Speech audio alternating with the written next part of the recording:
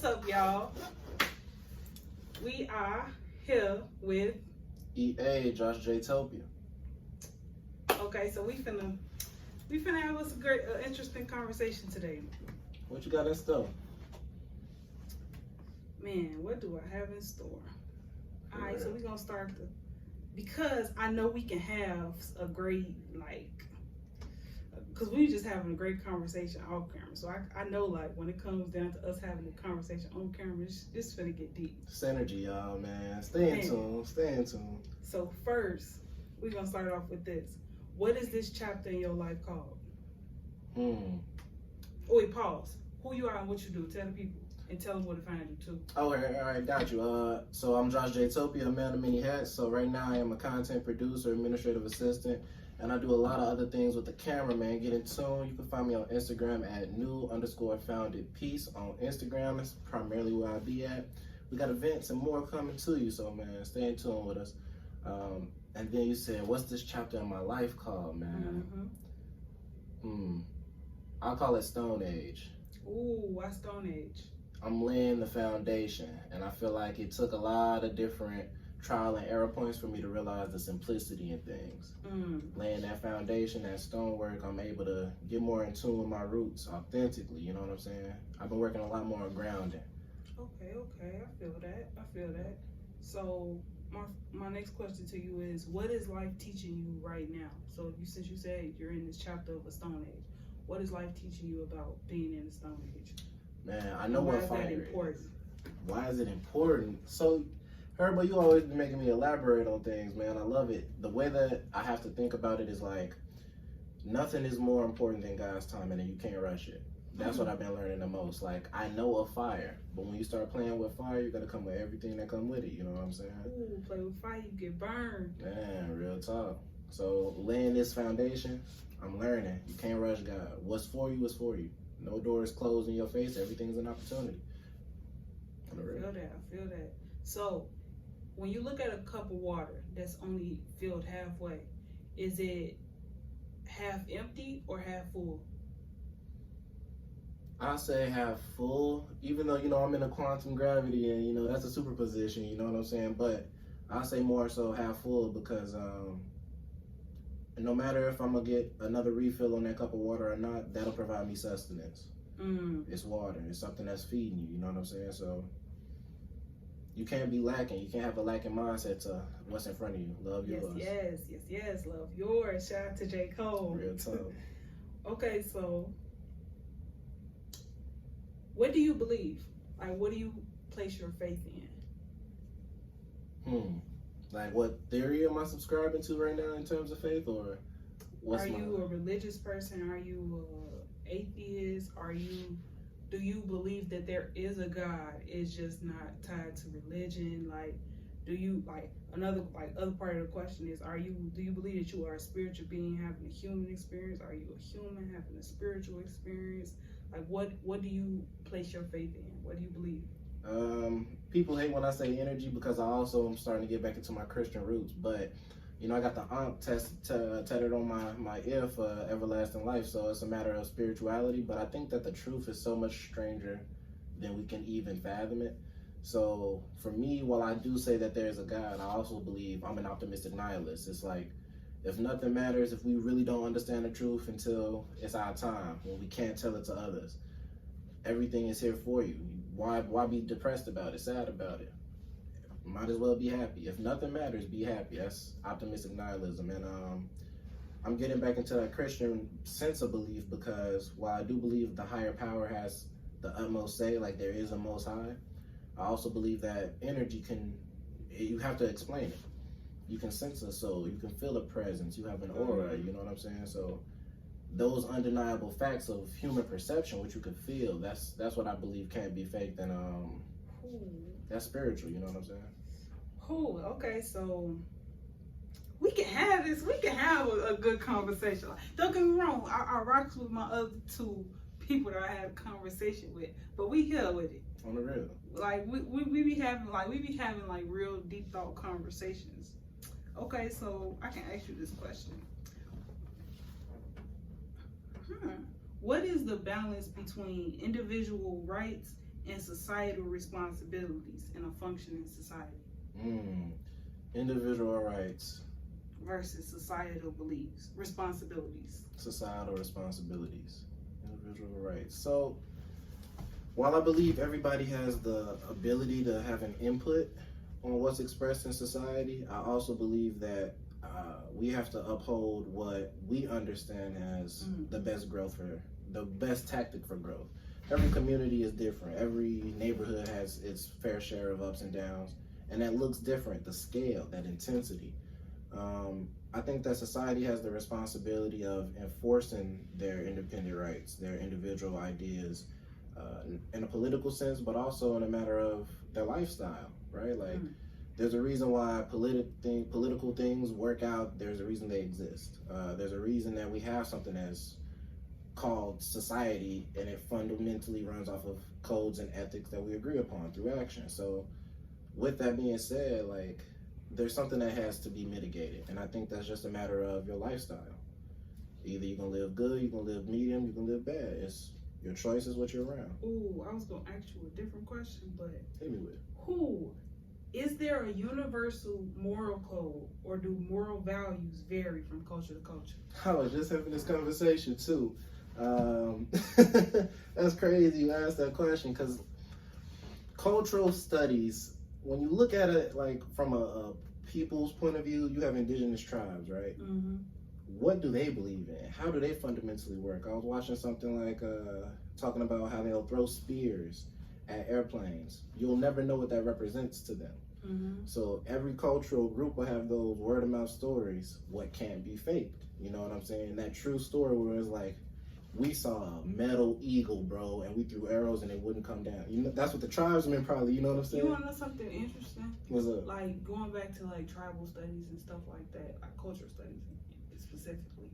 But if you ever notice how they don't technically have a book of knowledge that they hold dear to their heart. They share their knowledge to throughout the generations. But it's like our culture, we hold dear to a book for the knowledge that we share with each other on a day-to-day basis. Yeah, see, and specifically for our people, we were stripped of our culture. So the fact that we had to relearn how to operate in a society while having kids, we were responsible for a part of the population boom from 60s up until what, 85, 86, the crack epidemic happened and everything like that. But we low-key have to have the same respect for, like, all right, let's say the Hadza people, you know what I'm saying? They'll eat a baboon, you know what I'm saying? They'll climb a tree and get honey and are immune to stings. It's different. It's different when it's an internal thing that's built, you know what I'm saying? So now that's where this question comes in.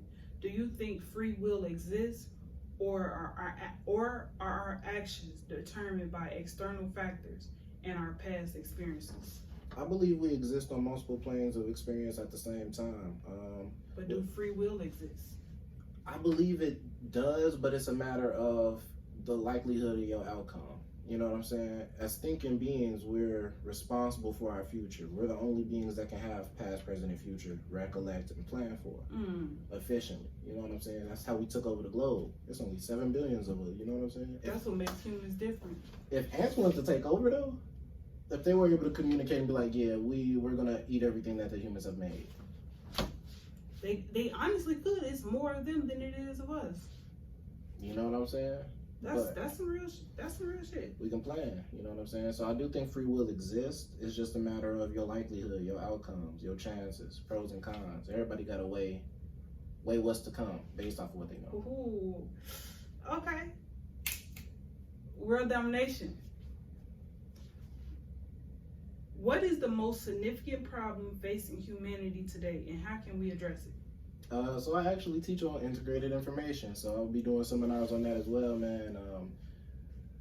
Right now, I think that people have the paradox of choice. They're suffering from it, and it's more than just a lack of attention. I used to think it was time. Pause. What does paradox of choice mean? For example, I was listening to this TED Talk, and he was giving the example of jeans. You're going to go shop for jeans. You need some jeans. That's it. You go in the Old Navy, you got slim cut, waist trim, this fits, this, you know what I'm saying? Different shades, different colors, different styles. But you just needed jeans. So many choices will delay your response, and in that delay is where your attention can be snatched. If a salesperson walks by you and is like, "Oh, you need jeans for something like this?" Right to them high expensive Levi's or them Wranglers, you know what I'm saying? Won't even tell you about the OG OG Echo Unlimited joints they got in the side, you know what I'm saying? But like, that's what I think humans experience right now, to the point where they're stunned by the reality of their choices. You have so many potential opportunities just having a phone. You know what I'm saying? Just by having a notebook and some free time. So being able to harness that energy is really a matter of giving in yourself, not limited beliefs, but weighing the outcomes to the point where, you know, if you implement this strategy, 18 minutes a day type stuff, you know what I'm saying? You'll be able to advance 98% more than you would if you just did it once a week, twice a week, whatever the case may be. Okay, so how do our beliefs and biases shape our perception of reality, and how can we overcome them to make more informed decisions? So with integrated information, everything that you have that could be beneficial to you has to be implemented as bias. Never attribute to malice what could be ignorance. So Ooh, yeah. Say that one more time. Never attribute to malice what could be ignorance. If it can be attributed to ignorance, you can't assume that people are running off of malice, right? Ooh. So I think so. If you got so basically, right, what we may look at as ill intent is our biased opinion of that decision. So it's like, okay, I'm gonna leave it at that. I ain't even gonna elaborate on it because you could get confused with that. I got you. A principal actually broke it down for me real smooth. Shout out to Project Hood. That panel was amazing, man. And Mr. Bones, he said, look, there's emotions and there's feelings. Emotions are the 5 primary: happy, mad, sad, joy, you know what I'm saying? But feelings could be disgruntled, ticked, irritated, you know what I'm saying? You can break it down into a lot more categories. And it's the same thing with how you integrate something into your bias, your belief. What feeling resonates and what emotion can you attach it to? Those are attributes. That's the one. You feel me? That's how I look at it though, but we've had a conversation on it before. It's expanded so much, man. Like sitting and studying it, man. And I appreciate you for blessing me with the time to actually break it down, man. Like when you have a visual representation of what you're trying to conceive, it's a lot easier to bring it to reality. That's what I think manifestation is. Who? Do you meditate? I do. Okay. But do you believe that music is spiritual? I do. I think that it's something that there's a reason why we were singing when we came off boats. You know what I'm saying? Man. There's a reason. And I think that it holds an energy. Somebody told me with words, you always have to be mindful of where they originate from. No matter what you turn it into, yes. It brings an energy with it. Yes, so yes. Music, and you bring energy, bring intent, or an experience, that'll touch your spirit. Yes. So what does manifestation, meditation, and prayer mean to you? Manifestation. Like the concepts of all of that. Manifestation, meditation, and prayer. Manifestation, meditation. I wouldn't say like the Holy Trinity, but I would say it's a pyramid of consciousness, something that has to be turned into a way you perceive life, a 4-dimensional structure. You know what I'm saying? You have parts that uplift your spirit specifically, like prayer. If that's a part of your belief system, it fuels your spirit and it could lift you. Meditation is more so a grounding experience. You're becoming aware of your physical, your presence, and eliminating the distractions. You're feeling authentically, humanly. You know what I'm saying? But then when it comes to manifestation, those two have to be integrated. They have to go together, otherwise you'll have a conflict. When you have an opportunity in front of you, you've been praying for this, but you've been meditating on this. Is this more important to you? Is the right now gratification? Or, you know what I'm saying? And when you have those in an alignment, you can manifest things more efficiently. Just watch what you say. Don't speak what you don't want to bring into existence. For sure. So, like you saying that, are people fundamentally good or bad, or is life more complex than that? No, life is humans more complex than that. Humans specifically, yeah, but life itself, no. I think it's simple. I think the simplest answer is probably the one that we should go with. So do you believe like life is black and white? There's no gray area? I believe there's expressions that when you scale out, they look gray. You know what I'm saying? When you look at the bigger picture. But in all essence, we only are measuring life based off of the level of time that we know we can be here. Ooh. We got 100 years, but the universe is how many billions, trillions years? You know, we really don't know. I don't know. I don't believe we got 100 years. It's a lady. I saw this lady on social media. She's 104 years old, looking good, good, smooth skin. That's up. Like, and then there's another lady I saw. She was 90. I think she was 99. Like, but what's wild is the fact that the lady that looked 99, she looked like she was 104. But the lady that was 104, she looked like she was like 79.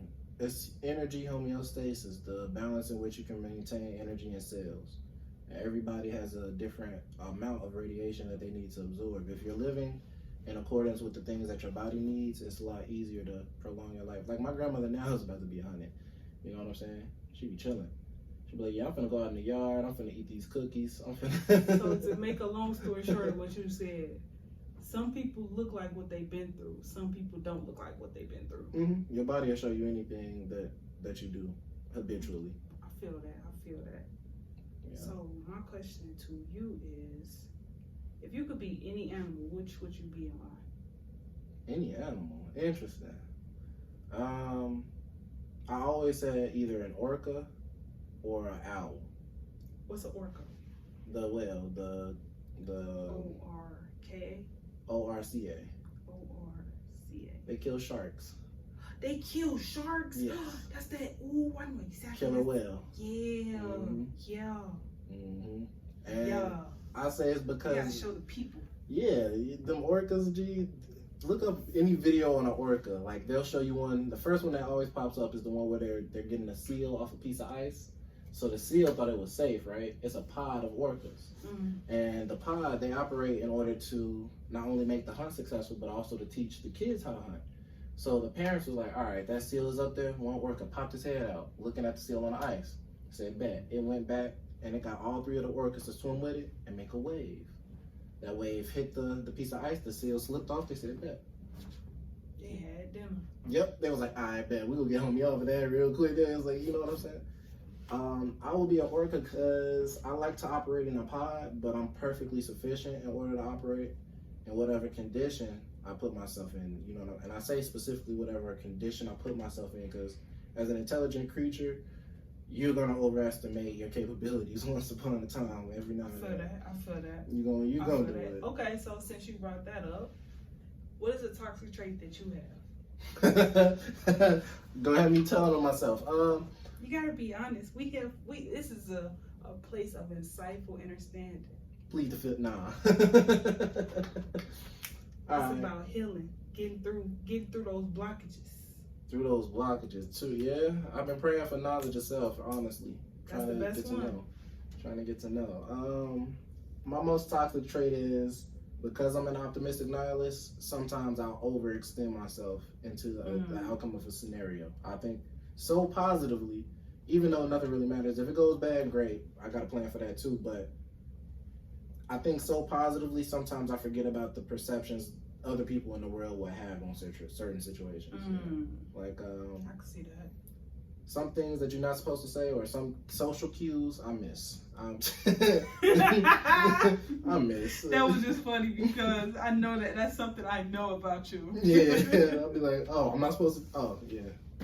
My bad. that was just so funny because I just realized it was when we went to that bar that day. Yeah, I don't care. Okay, so knowing that you know that about yourself, how do you hold yourself accountable? Don't waste my time with it. I'm gonna talk to somebody influential or beneficial or positive, or I gotta see something in the situation. Because it's beneficial if I direct my energy wisely. Some people just don't care. You know what I'm saying? Like, until they see things or experience it for themselves, nobody's gonna care more than you about anything. You know what I'm saying? So as somebody, I'm a creative. I'm also a Cancer.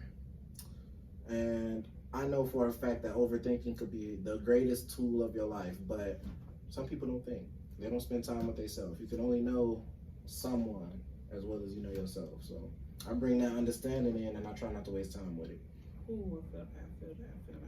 Okay, so What is the meaning of life, and how do you personally find meaning in your own life? I'm young, so world domination. The meaning of life for me is world domination. If you have the energy to conceive it, the mindset to do it, the body to improve it, that's pretty much what you should be doing. I think that finding it is a matter of dipping your toe in, deciding if you could endure it or not. You know what I'm Stepping saying? out your comfort zone. Yeah, you know what I'm saying? And even credit yourself for small steps. Like, when I started going to the gym officially, like, before I was a swimmer, I was looking at homies around me that were a little out of shape. And then it got hard for me to go up the stairs one day. I was like, yeah, it's time to, you feel me? I started going maybe 10, 20 minutes. I'll go look at the machines. I'm looking at them like, I'll step on the treadmill like, But that was what I needed, like, for real. So. I feel like the gym will humble you. Man. The gym will humble you, because the gym showed me I don't ever want to go to the gym. Gee, the difference between 100 pounds of live weight and dead weight, right? So I was fighting with my brother, and he like 10 years older than me. And I grabbed him and I picked him up. He's like, boy, I'm 140 pounds. I was like, yeah, stop playing. He was like, that ain't nothing, bro. I got to the gym, I was like, yeah, I'm finna bench press 100 pounds. Boy, I put that bar down, that's it. I was like, oh man, I can't lift this back up. I was like, all right, look, if I sit here, it's gonna happen anyway. So I'm like, all right, let me get it back up on the rack. And I looked, it was 75 pounds. I was like, oh, 100 pounds would have killed me, dope. Man, imagine if you would have did 140. Man, that would have been through your chest. So, what is something that you like to do that others may look at you like you're weird? Epistemology. I like to study. I like to torture my mental. As much as possible. Epistemology is crazy. Yeah, study of knowledge. Study of knowledge. Epistemology. That's the word for today. Good old epistemology. I study for fun, and I know it's weird because I'll come talking about something with somebody. Like, I was talking with a homie on the phone and my OG. I was like, man, I was looking at this fish in the tank. I'm like, it's nothing but a mussel. It's like, a fish is just a mussel. It's swimming around in a tank. I'm like, man, imagine a bigger tank. I got a goldfish that's been alive for 8 years. About that big, the last Mohican. You feel me? And I'm like, 32-gallon tank, boy, look how big. I wonder how big a goldfish can get. You know what I'm saying? Did you know a shark can conform to whatever space it's in? Oh, really? So, like, salt water and fresh? Like, I'm not sure about the salt water and the fresh water, but I'm talking about the size of the container. Oh, yeah. So, like, if a shark needs to get smaller, it could get smaller. Really? Okay, so it doesn't stop so it's not stopping amongst its growth pattern. It develops to where whatever its environment is. They say never keep a shark in a small tank, because I think it makes them more aggressive. It would make sense. Yeah. Cause like my brothers them, they had a pet shark. They had like the little black ones. They had one of the little small ones, but you like the pet ones. And it ate up all the fish. Then he eventually died because it was in that small tank. And the only thing that's left now is the turtle. I had the beta fish, the one with the little dragon flare. I didn't know they had a tooth under the lip. And I put 2 or 3 betas in the water. Boy, them things fought to the death. There was one left. It was a black one with an orange tail fin on it. So I put it in like the tabletop tank terrarium. It tasted blood. It wanted to eat meat. It didn't care about no fish flakes. You know what I'm saying? So man, it was ready for it. Yeah, I learned that with gerbils too. Like a gerbil and a hamster, they can't go in the same container. A gerbil and a hamster? Yeah, you can't put them together. That makes sense. They're 2 rats. 2 rats can't rat on each other. Man, that's logic. That's logic. Okay, so let's talk about rats. World domination. We getting deep, man. Getting rid of all the rats in the world. What does world domination mean? World domination truly means taking care of your own personal space, dominating your mindset, your perceptions of reality. Ooh, run it back. It really means dominating your perceptions of reality itself. controlling your world. If you don't dominate your own world, what do you think you'll put out into the universe, into the world? Presenting the best of yourself really is world domination. You never know. You never know what could be for you and be the most beneficial thing in your life. I meet a lot of people just by accident. Or I won't even say by accident. I'm in the room where the potential is so high it happens. Truthfully, and I say this often, people come into your life for a reason, a season, or a lifetime. Every day they in your life, they show you who they are and what they in your life for. But it's up to you to use your discernment and listen to see what they in your life for. And in me saying that, people come into your life for a reason, a season, and a lifetime. So it's like, you never meet anybody by accident. Like, we never met by accident. It's always just been this synergy between us. Like we could make millions together, literally. And it's like, I remember I said this to you before, like, it's a lot of times, like, when we have, like, the world domination thing that we've been talking about for, like, almost a year now. But, like, even though that's placed on our hearts, it's placed on the hearts of other people. But it's placed in their hearts to help move the purpose along. Like, we all have this thing placed on our hearts to help move the purpose along. Like, this purpose been here before us, and it'll be here after us. We just a vehicle to help push it along. And I feel like it's like people that you meet in life, that's what they're there for, to help move their purpose along. So it's like, it's never that you're meeting them for no reason. It's that you are in the right place at the right time in the right moment. It's just your time. Divine time and real Literally. time. You can't rush. What's for you is for you. You know what I'm saying? And I feel like that's the thing that helps you motivate others around you too.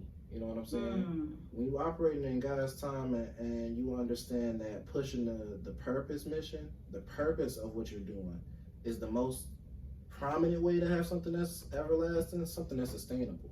You know what I'm saying? For sure. And I just came across this question. Yeah. How do you think the world will change in the next 50 years? And what concerns or excites you about those changes? I just want to say, being a part of the change is what excites me. Knowing that the next 50 years of our life is literally going to be created by our own hands. I think AI shows me a lot of promise because we're going to have to develop in order to use it effectively. So human-wide, I think the thing that most excites me is to tie everything we've talked about together. What you pay attention to will grow. And I feel like we're about to start harnessing our attention. What you pay attention to will grow. What you pay attention to, controlling your data. Data is about to be the most billion-dollar, trillion-dollar industry in the world. Man, and people just getting hip to what that means. Like data. Think about, for the people that's listening, you go look up a clothing website right now in your browser. Then you go to Facebook and you find out it's or Facebook or Instagram. You find out it's ads from that web browser you just looked up. That's data. They collected your data from the browser, sold it to Facebook marketers, and now that's why you're seeing that ad. Do not accept cookies. Do not accept cookies. Do whatever you can to avoid pressing anything in that box. Real talk. Even if you gotta close out the website, that's just not a website you should be on. Yep. Google be telling me the truth now. I be like, hey, look, y'all. And that's the main thing. They'll give you the opportunity to control your data. Everything is full disclosure. And I think that's what's going to be revolutionary in the next 50 years because it's quantum positioning. They say particles don't align until you recognize them. They're in a position of 1 and 0 at the same time. When you pay attention to it, that imbues it with the energy to manifest. So the way that we see things and feel things, experience things, like, I think that'll be elevated in the point of understanding to where we have more effective conversations with one another. And I feel that because if you notice, 2023, it bred a lot of podcasts, a lot of conversations, like pocket, like this is like this. Okay, so 1920s, like 1920s was the Harlem Renaissance. That's where poetry, art, and all of the movies and all of that, it reached the momentum that took it to where we are now. So now we at this in this decade, 100 years later, we in this decade, we have the ability to do that same exact thing, and it can define the next 100 years. That's why I feel like Hip Hop 50 been so big. Like they've been marketing Hip Hop 50 for so big, because it's like hip hop. Once hip hop hit that 100-year mark, shit is fucking over fucking with, okay? All other genres gotta disappear for a couple months. Like, okay, or just get with hip hop. Like, it's definitely one of those. You gonna hear music that you hear in Colombia over here, like being an international star, being a regional star, like different stages of artists in hip hop. I've realized push the narrative in reverse. Like, I won't say in reverse. It's like, okay, the Harlem Renaissance, it inspired things that changed art, music. You know what I'm saying? Mm-hmm. Hip hop affects things to the point where we have events from hip hop. We have hip hop that's making history instead of history making the hip hop. For sure. You know, because it's like you have a whole bunch of people. Because the thing that bred hip hop, that birthed hip hop, was the fact that you were having conversations about what was going through and what everybody was going through in the world. So now, like how you said, it's reversed. But now you're bringing in she gone. Yeah.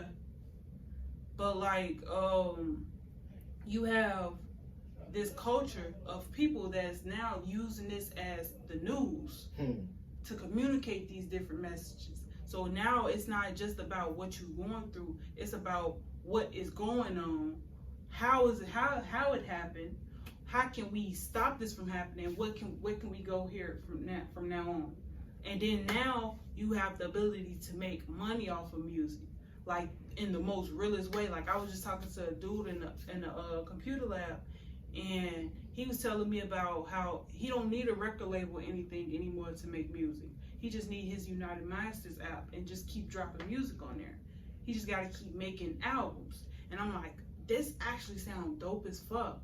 Like, don't get me wrong, yeah, you still have a middleman in between you and your money, but you still have control over your creativity and how it's being pushed. And I feel like, going back to what I heard 19 Keys say, we haven't had that sense of security in art and our culture in a long ass time. Like, it's basically we getting back what was stole from us. Yeah, but another thing is we brought all of the energy that was negative, that was instilled in us from trauma, into it as well. Yay and nay.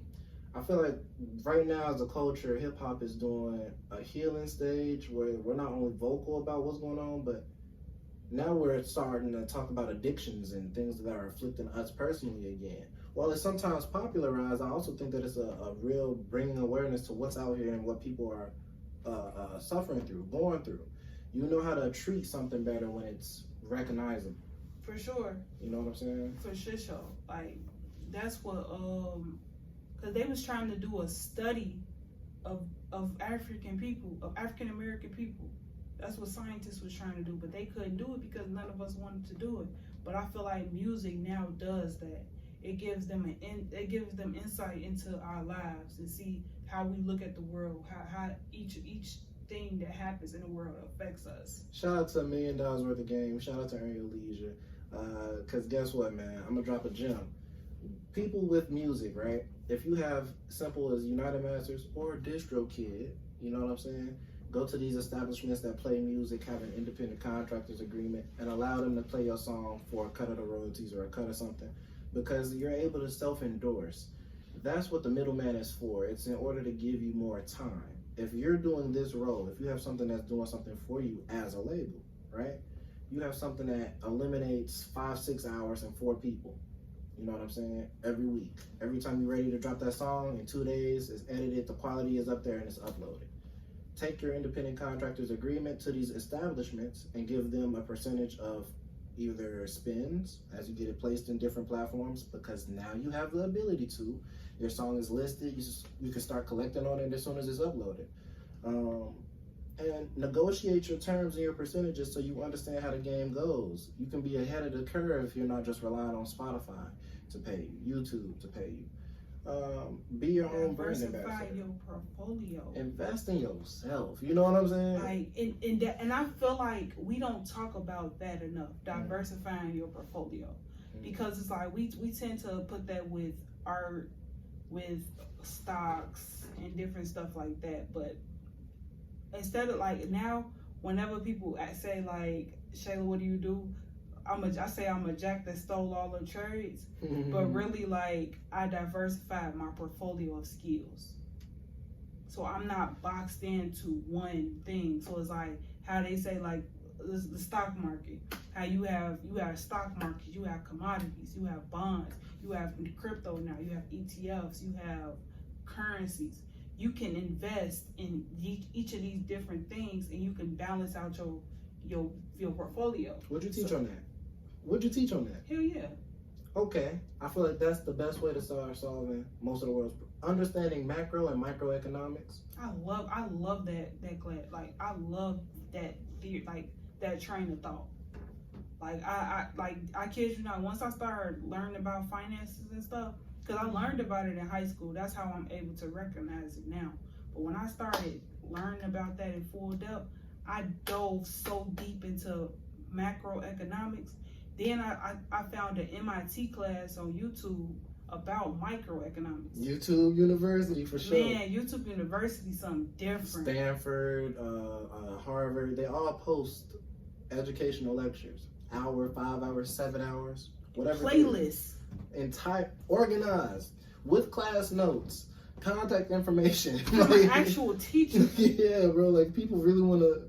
These schools, they release it. Granted, this is like I'm watching videos like 7, 14, 13 years old. Like y'all understand the entropy. Y'all understand what inertia really is. Quantumly. Oh, why? Like how many people sat in this class? Like who the fuck want to pay for college? Man. Like.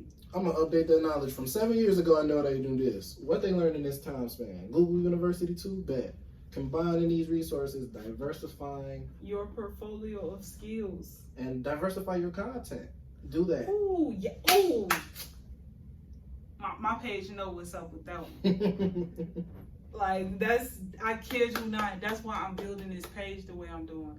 Cause like I was just having this conversation with Juju the other day. Like instead of me making up a whole bunch of pages for like, cause for instance on this page right now, I got energy readings, I got random conversations of that I have with myself. I'm posting this podcast, the podcast episodes that I have with people, and I'm gonna have more things coming soon too. But it's like instead of me making a whole bunch of pages where I can go do all of these things, I put everything on the same page. Just put it in different playlists. So that if people only want to come and see the uncut conversations that we having, they can go and watch those without having to go scroll all the way down my videos. You have access to that, and I'm gonna make sure that you have access to that. If that's your spiel. But it's like it's about doing your due diligence and making sure that you are giving your audience an experience and not just taking from them, taking their view, they're taking their eyes from them. I gotta show you for this frame of reference because I can explain it, but the way you just put it was so perfect. Like right under my profile, right? You can just scroll through. You have different tabs where as soon as you pull up my Instagram profile, you can see integrated information theory, to break it down, axioms and postulates, the main teaching subject, community, productions, events. You know what I'm saying? Mine's the same way.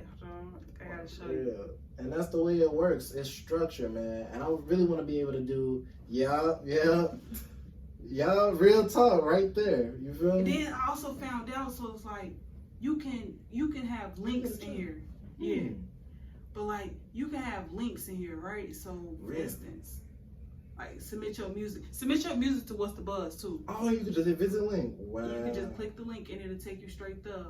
Like, so it's like, instead of like, yeah, you can have links, all your links right there, but you can also have them right there.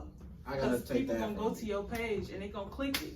That's game right there. That's game. Cause I definitely was like, this is $1,000 worth of game. Right. See, the more people you tell about it is when you start multiplying. You feel me? For real. we hit with Wallow and Gilly, but we like Because we got to get there. Yeah. I'm 23. We both 23. We 23. It's the Jordan year, you know what I'm saying? But like, here's the thing, right? Like, I don't feel like knowledge is an excuse for anything anymore. Like, or age is an excuse for anything. Age is just an excuse. It's just an excuse. Okay. Like, Wait a minute. For context, when it comes to growth and development specifically, all right, age sometimes applies, y'all. Age is an excuse in my book now, because I had an amazing conversation with a 10-year-old, and she understood everything I was saying. And I wasn't holding back. It ain't like I was trying to say it to like pamper her and try to get her to understand what I was saying. It was real. It was real. It was raw. Like, just like how we have conversations. I was having a conversation. I don't use the same words you use, because you use a lot of big words. but for sure, like, I was talking to her and she really understood. But when I had that same conversation with the 80-year-old, she didn't. It went in one ear and out the other. Yeah. The past reveals your bias, and that also is. Past reveals your bias. Yeah, it's in regards to the way you intake things and the way you learn things. Sometimes I feel like we become jaded as a people when one way of thinking works for us. And subconsciously that starts to lock you into those things that you become, like your habits and patterns, the things that you represent. So for younger people, I believe because they're open to the way that the world's working, they're looking for knowledge. Their brain is looking to absorb chemically. It's literally aligned in order to absorb and to retain new information. Kids are stimulated by things that they don't understand. I feel that. Adults are pissed off. And even if it's not expressed, because I'm not trying to hear that, you know what I'm saying? I'm not going to hear it. I would say more stubborn. That's the better word for it, because it's like what they say, you can't teach an old dog new trick. So it's like a lot of times when you're trying to teach an adult different ways of being an adult, when they've been an adult, they've been at this age for a while, they've been doing the same thing for like 30, 40 years of their life. In this case, scenario, 80 years of their life. You can't tell, and you only been here like a good quarter of their life. They're not going to listen to you that much. As a shorty, I learned this from doing large-scale research project proposals. Like, coming out of high school, I had started pretty much, it was a non-profit idea, Team Tactics. We won the Aspen Awards, and they took us out to Colorado. You know what I'm saying? We did the whole festival, spoke in front of a couple of boards, implemented the solution, right? Tactics was an acronym. Teens and cops together in Chicago successfully. We were tackling that problem. The way that it goes to realign somebody's perception, not only on an issue, but also your experience, is group. It's group economics. I brought my homies in. Every debate that I had with somebody who's older than me, nah, you'll get it when you're older. Okay, listen to the kids. 7, 8, 9 of us with different perceptions are like, yeah, well, my uncle is 80. He said this, and this is why he's exploring this, and he's a creative designer here. So looking at where we have our frame of reference as youth determines more so our trajectory, not where we go, but it determines where we're going to start casting our stones. And then that'll help the older individuals start opening their perception to like, wow, yeah, these kids got phones. They have access to a lot more information. And that's why I said age is just an excuse. Because we became so accustomed to, you are the adult, I am the child. I will stay in the child's place. You shall stay in the child's place. And if you disrespect me, if you disagree with me, that's disrespect. If you disrespect and then like this where the Bible come in, they have this twisted view that if you disagree with an adult, that means you disrespect an adult. So now that's ungodly, because the Bible say respect your elders.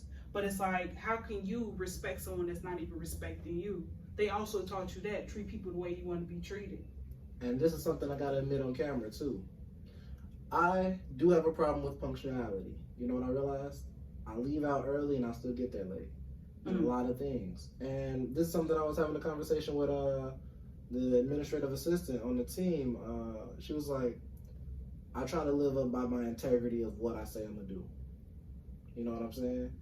And I think a lot of the times when you're using time as a measurement of your capabilities, it's only the things that you're placing importance in. You know what I'm saying? Sometimes I think that because I'm late, I only get the opportunities that were meant for me. Ooh, yes. You know what I'm saying? Yes. I don't know. I just feel like it cuts distraction. I feel that one. Because and I'm using this as a clean cut example because I experienced that.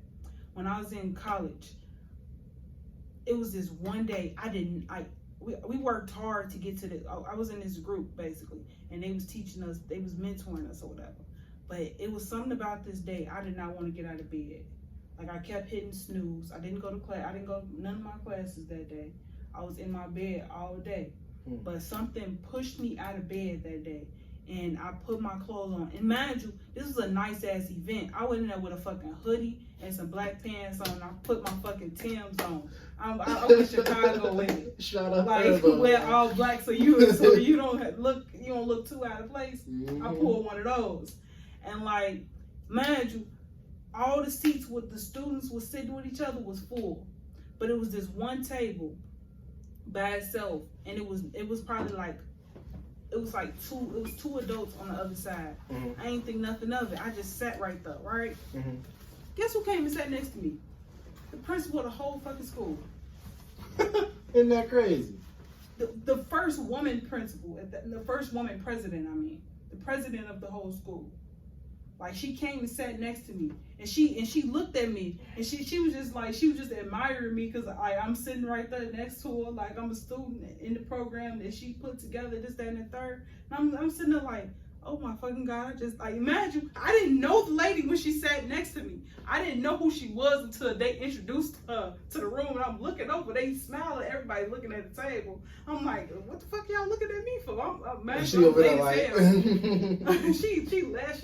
They like this the president of the school. I'm like, oh shit.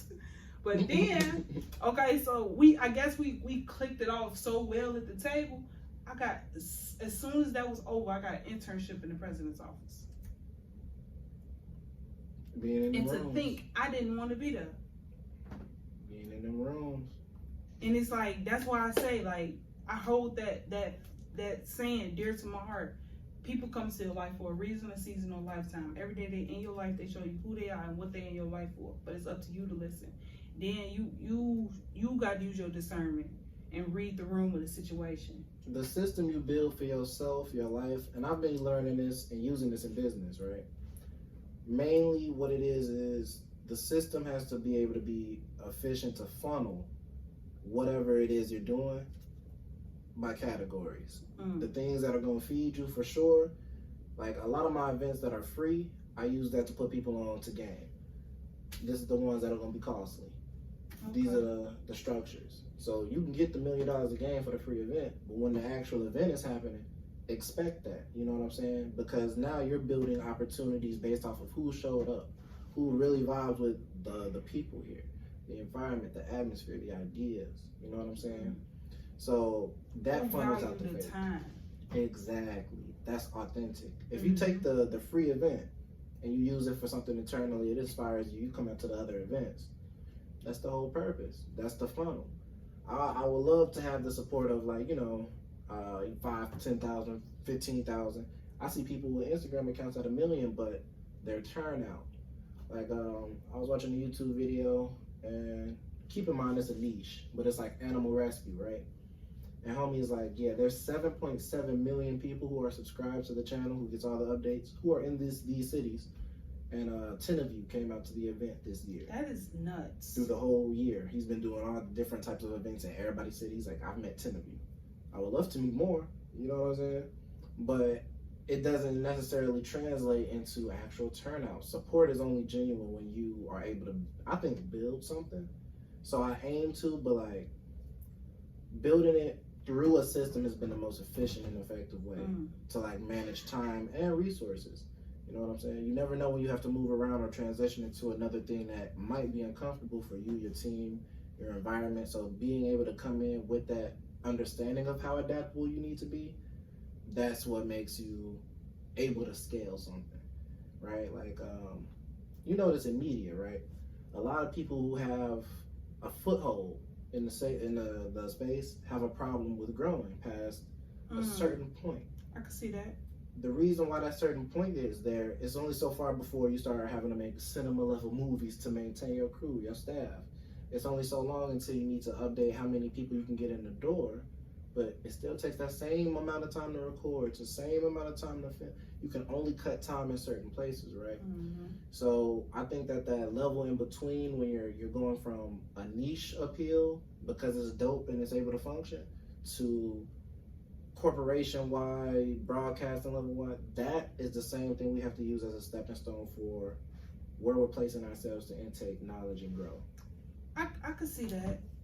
My only thing is that I feel like because we grew up in a society where we always chose what was effective, we never considered what is efficient first.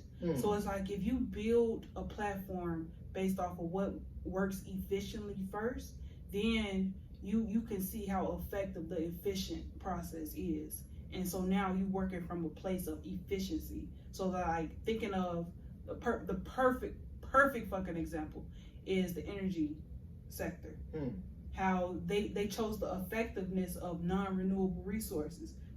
For so long it was effective, but it was never efficient. It never gave efficient vibes. Like this will be they will be able to sustain an economy for generations and generations and generations after. That's the thing with capitalism though, right? Like capitalism was never a reductionist theory.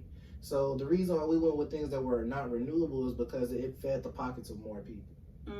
If it's efficient, you'll probably be able to do it with less resources, less people. And like now, because all the water is polluted, all the food is drying up, all the land is drying up. Now you have all of these problems because you never chose the efficient option. I'm watching Monsanto because of that too. Watch out for Florida oranges. Really? Yes. Bill Gates and the mosquitoes too. Because my grandma, pay attention to the ants. Okay. If you notice, those ants done grew 3 times in size. I'm gonna be looking today. I got my camera with me too. Yeah, that's gonna be a little study. You like, cause usually you can look down on the ground and not see an ant. Now you can see the ant. Mind you, I wear glasses. I have astigmatism, so I have to wear glasses in order to see. If I can see the ant with my eyes, that ant is kind of big. They about to take over the world for real. We was over there joking. Like, but it's like that for real. Like the world is changing, and it's due to the fact that it was never any efficient practices being done.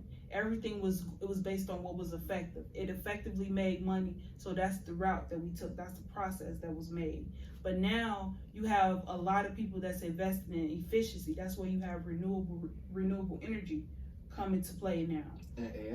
And AI. That's going, like, people don't understand. Like, they're like, oh, truck drivers like, oh, yeah, they're going to replace me, and I'm going down this slope with 20,000 pounds on this ice road. Best believe there are predictive systems that are modeling how to do that. And all they got to do is have something that can control the wheel and the brake pedal, knowing how much weight is behind it. It could feel the weight a lot better than you once it has tactile recognition. So it's going to replace a lot of jobs that people are assuming are very fundamental. And I think that shift is going to make us that's why I think it's going to make us have to be more. Ooh, that just made me think. I need to stop clapping because I feel like people with the headphones going to be hurting. But the question that just came in my head. Okay, so during COVID, you cannot tell me that it was not, that whole time period was not a social experiment. It was a science experiment in some of the most realist ways. And I say that because they heightened the respect for essential workers. I was an essential worker during the time too. So shout out to the UPS store because I was working international shipping and pretty much just doing things at UPS, right? Now keep in mind, COVID happened. For me, I thought it was gonna be like a week or two. You know what I'm saying? Like originally, I was like, a year is wild. Yes, gee. So 2, 3, 4 years is crazy. You know what I'm saying? We still got variants. You know what I'm saying? We still haven't went to the next election yet. And it's crazy. But you know, the way that things is working, like when I was an essential worker, I didn't think about how strange it was that no one was in the street.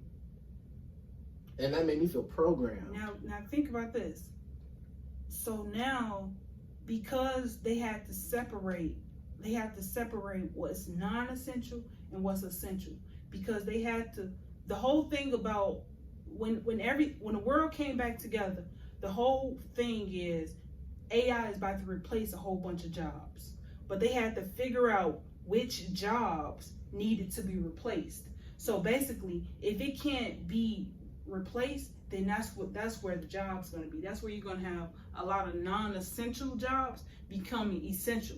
And now what they did was they studied the essential workers. They had to study how you operate. They had to study how much is too much, how much is too little, how much of what is needed. That makes it so clear. That's where data come in. That makes it so clear. They needed that data. They need to create all that data, so they had to stop everything from happening in the world so that they can have that clean cut data, so that now these robots can understand how they need to operate in these essential positions. And you know what's crazy? I feel like that shows where non-linearity comes into point. Ooh. Like, because there's things that grow at that straight scale where people are thinking, okay, AI is going to replace most of the creative jobs. AI is going to replace no, they're going to replace the hard labor jobs, the hardest jobs. The reason why AI isn't fully implemented yet is because they can't replace it to fly a rocket. As soon as they can, trust and believe, there's going to be things that are grown at a non-linear path, at a non-linear rate. There's going to be things I feel like that. The reason why it hasn't took over is because it can't spend money. It can't spend money. It can't enjoy money. So it's like, until you can find an effective process with the money, AI can't do what it needs to do, because the economy won't be able to run how it needs to. That's what Elon is doing now. Exactly. You know? He's integrating all of that. He owns the biggest data collection companies, because Tesla is not a car company; it's a data collection company first. Didn't know that. Yes, it's a data collection company. It just happens to make cars. And he owns Twitter now, and which is a big social media data. Now what else? SpaceX. Now he also got those solar panels, right? What else does he own? The Neuralink, the chips. He collecting. He the MaybeMaybelline is giving data collectors. South Africa is crazy. Look, if you look into South Africa, where Elon is from, he's South African. Like, when you look into it, the way that they are structured, the things that they breed, the knowledge that they spread around there, they were literally set up when Africa was taken over, because it was literally taken over quietly. It was done so for research and development. And I was just having this conversation with my grandma the other day, like, everything about the pharmaceutical industry came from them going to villages and making a synthesized version of their natural remedies. Everything about that. So it's like, now everything that we receiving is secondhand information. It's secondhand data and everything. So it's like, think about America. Like, we so, like, living in America, because I ain't American, but like living in America, it's like we so far back that we don't even realize how back we are. The legalization of marijuana was so fundamental as stonework. It should have been done, but I'm so happy I'm living in this future, because I remember when I was a kid, it was still illegal. Like, I know plenty of people who did time for like 5 bags of weed in their pocket. Like, I'm like, people be riding around with duffel bags now. It's crazy to me.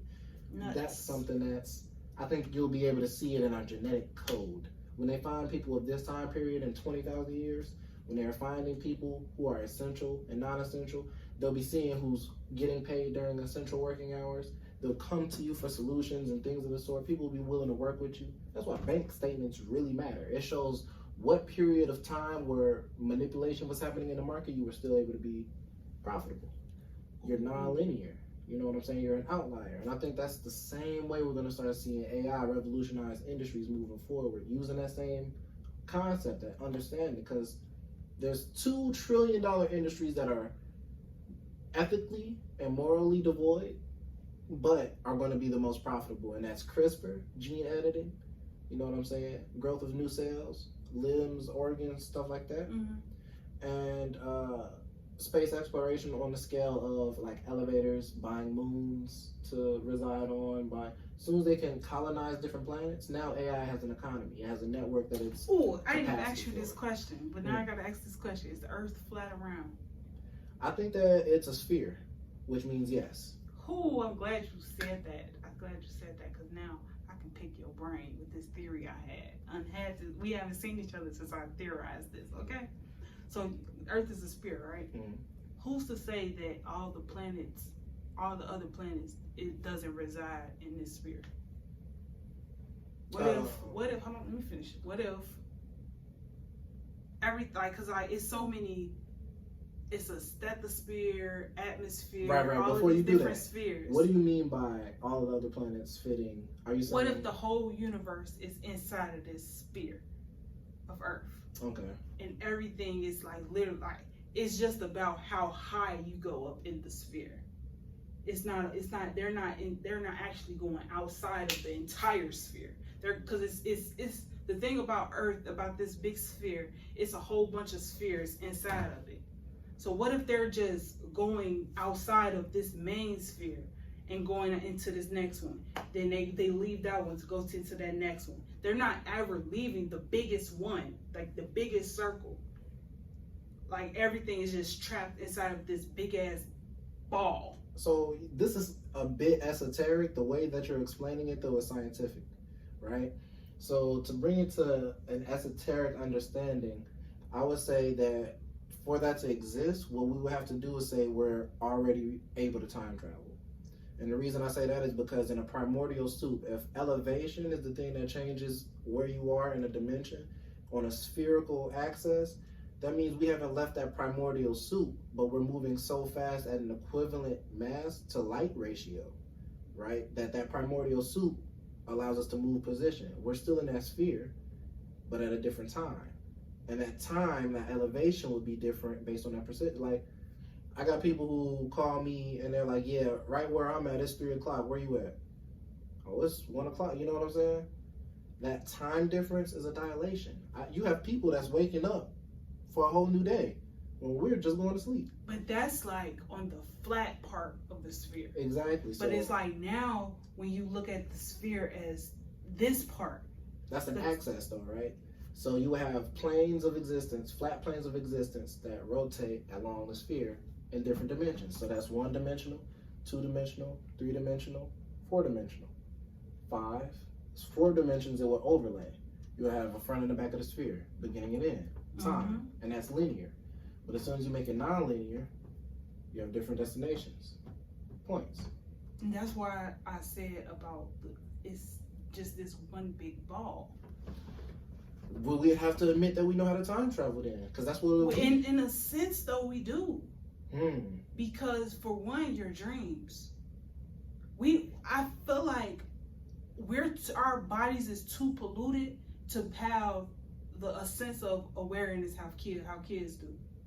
We don't have that much, like how they say tricks are for kids, that how once you get adult you can't see the bunny rabbit. It's the same thing with everything in life. We can't see what a child sees because we have been here longer and we became more polluted by the wheels of the world. There's a trick for that too. There's a trick for that. It is. But then also think about depression. Depression is being stuck in the past. You so stuck and hung up in the past, so now you reliving your past day by day. So now you living in the present, but you time travel each day into the past because you reliving what you did in the past. And it's just like anxiety, living in the focusing too much on the future. That's when you get so anxious and you get so out of body because you know you want to do all of this in the future, but you trying to plan so far ahead that you lose sight of the present type shit. As thinking beings, moving too fast for your body. That's where we elevate. That's where because we can be doing things, right? But thinking in an entirely different mindset. You could be living and growing, but the whole time you're not enjoying it because of where your mind is at. Where you place yourself, I think that's why humans were able to advance to the point where we are now, because you can say this situation is no longer favorable and it'll start to change the way you think. For sure. And it'll change your reality. Exactly. And that's where time, I ain't gonna say time travel plays a part, but space travel. Because you creating a different space. Because my thing is words. Like I've been really diving deep into words, how we use certain words, what certain words mean. And when you look up the word space, when you like, we've been told that space is the outer galaxy type of thing. But when you look up the word space, that's etymology, right? The study of words and their roots, their meanings. Okay. See, it gets scientific quick, man. You gotta. Space is everything. A continuous area or expanse which is free, available, and unoccupied. This is space. There's nothing right here.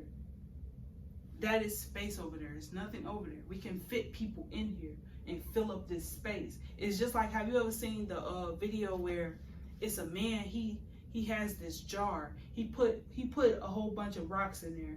He said, is it full? The student said, yes, it's full. But then he poured marbles in there. The marbles filled up a lot of the space. But he said, is it full? They saying, yeah. He said, no, it's not, because then he poured some sand in there, and now the sand filled up all the extra crevices. So as he asked them, is it full? They said yes, because yes, it is full now. You literally cannot put nothing else in it. There's no more space in it. Comparing to what you last put in it though, perception. We're able to scale and shrink things based off of what we can compute. So what you see is what you believe, right? Mm-hmm. You're looking at it like it's full because based off of the last thing, you need something else that is that size that can fit. The different relations that we have to what we intake and what we put into that container, it not only determines if it's half empty or half full, but it also says how massive is it.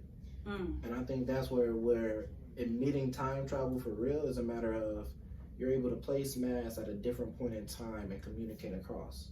When you're folding time and space, you're interdimensionally traveling. And I think that the ancient peoples, ancient Sumerians and Egyptians, I think they knew this, and even before the Egyptians, because there was another race in Egypt before the Egyptians, and they built the pyramids, I believe. I don't think that the Egyptians built the pyramids. The hieroglyphs on the pyramids are younger than the pyramids themselves. You feel me? On the inside of pyramids, there are no carvings, but there's heat residue from the top to the bottom of the pyramid, meaning something of heat, of hot potential, because it's able to burn sandstone, is going through these pyramids. And I think it was a matter of them connecting loops where they saw energy becoming a part of a cycle. Ancient peoples being more advanced than us isn't crazy to me because somebody fucked around and discovered electricity. And also, you gotta think about it, they had a lot of time on their hands.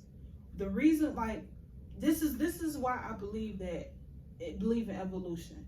I believe that I don't believe that we evolved from monkeys.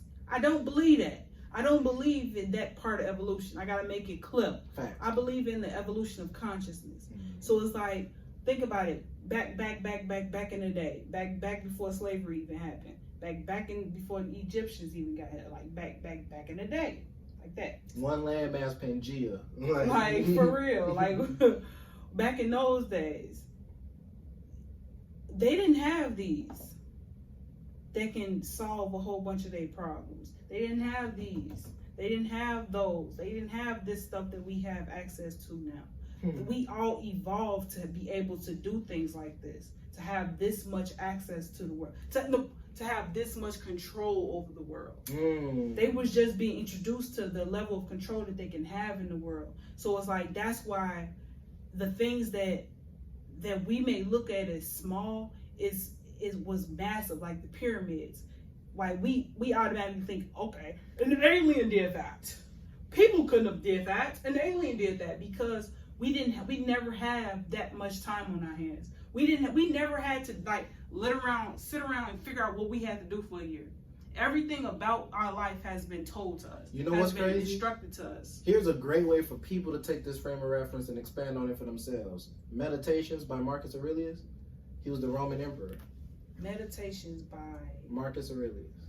He was a Roman ruler. There's only been like 2 or 3 great Roman rulers in the entire history of their Marcus Aurelius, yeah. I think it's his tomb. But Meditations, it's his private journal. Keep in mind, he's in control of the most powerful empire in history at this point, right? He's writing in Meditations in his personal journal. Yes, he's the Roman emperor, but guess what language is he writing in? Greek. His private thoughts were in Greek. So looking at the Greek translations, this man is thinking cognizant on levels in which you would expect from people who are in high corporate and world power leaderly positions today. And he was never expecting for meditations to be read. It wasn't a book. It was his own personal notes. You know what I'm saying? So when you think about the level of consciousness he had to have when people didn't even take baths and they didn't know what dysentery really was, right? Think about the things that they had to understand about how things were built. Even the Bible talks about the Tower of Babel. They were Babylon. You know what I'm? Babel. Remember? Babel? Yeah, when God stopped everybody from speaking the same language because they were trying to build a tower up to heaven. Yeah, they were trying to build a tower up to heaven, and God was like, y'all can't do that. And it was a one-up. He was like, all right, I know what I'll do. He made everybody speak a different language, and how could they communicate to build? That makes sense. Babel, you're babbling. Oh, I gotta read that story. Yeah, that's gonna be a. Stay tuned, my peoples, for a video on that because I gotta research that. Yeah, Tower of Babel. Tower of Babel. Yep. Made everybody speak a different language. And that's the thing, man. Like, if we were able to think about that during those times, imagine you see something like you build up. You're grabbing a rock for a building. You don't know that it's copper, but it is. And there's a lightning storm. That lightning hit that copper. You like, oh, I wonder what else I could do. You got time, dog. You see something happen that you can't explain. You like, you get all of the knights and the horses to look at these rocks. That's the one that got heat on it. This like a real wild example, but cocaine. Interesting. It became crack. I'm not sure, but I think you can use it to make heroin.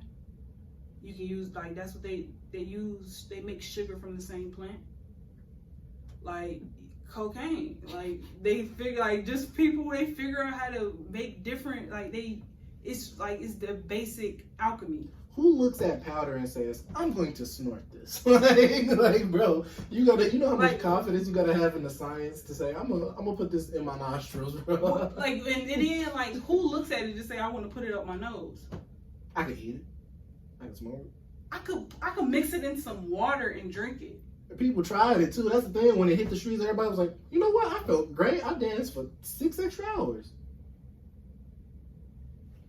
But that makes you think, like, how, like, going back to, like, evolution, evolving as a people of consciousness, like, realizing that these small things can be used for multiple things.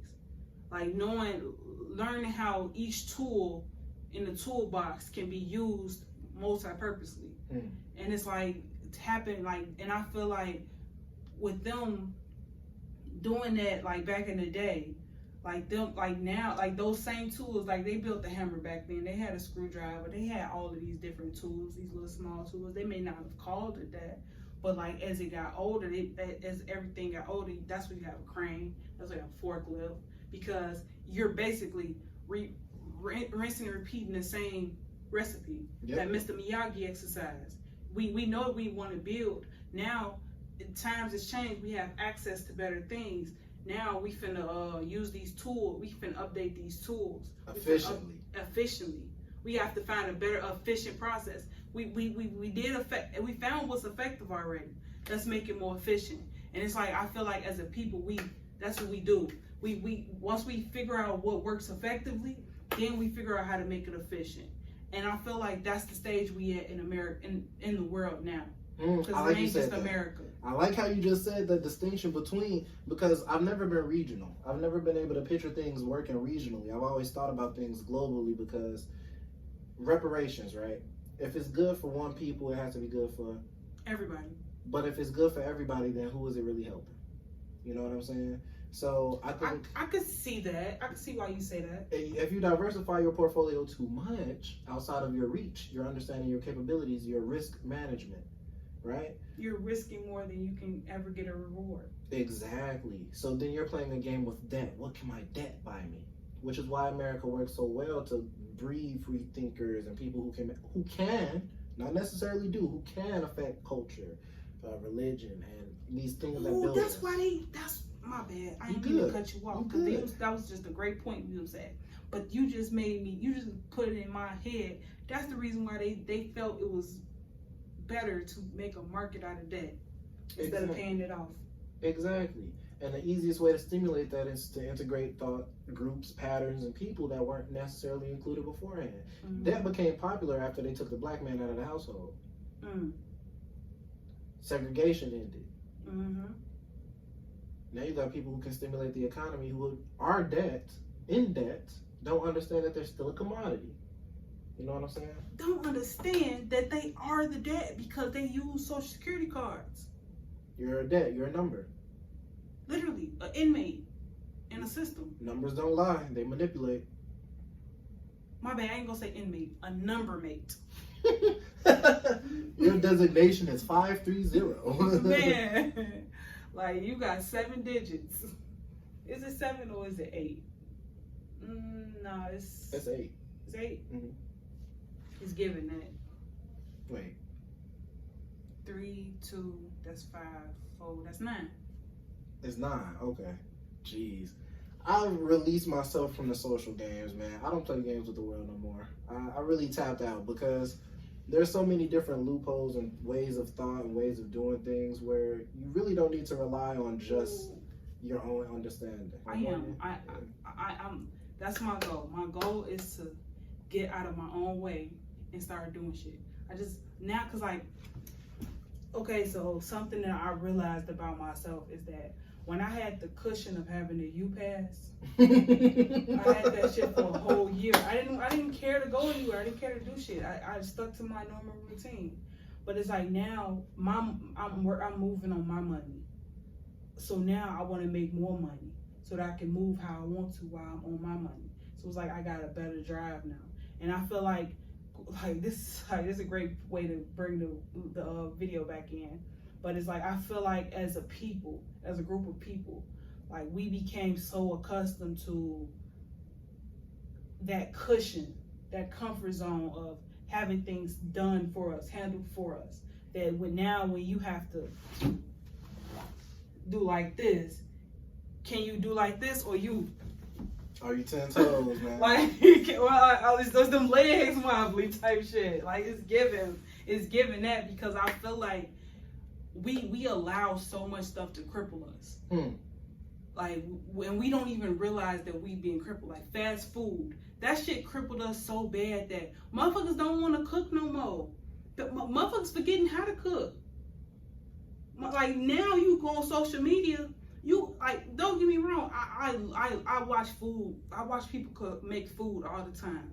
Travel thirsty is my go-to right now. I ain't gonna lie. But like we even became crippled on grocery stores because now if the whole world shut down, these motherfuckers don't know how to, like you gotta go on social media to learn everything now. You gotta go on Google to learn everything now. What if the internet cut off? The whole world shut down. The whole internet shut down. Everything shut down. They press that button that they hold dear to their heart. Cause don't think they ain't got a button, but they got a button. You know the head of what's his name? I think it was OpenAI, the one who does ChatGPT. I think it was him or another one of these tech billionaires say he literally has a device in his book bag to shut down the whole project at any time. I believe it because it was this movie I seen where they got a thing where they can watch us through our cameras and shit. Oh yeah, Edward Snowden. Yeah, Snowden. That's the name of the movie. But I watched it and mind you, it's banned in America. Mm-hmm. But and like that's basically what they were doing. He found out they had this much access to us. But then the part that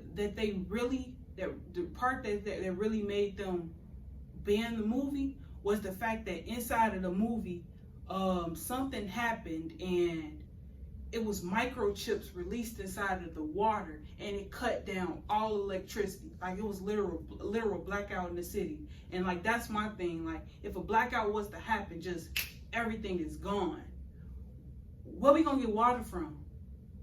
Well, we gonna get food from. What we gonna do?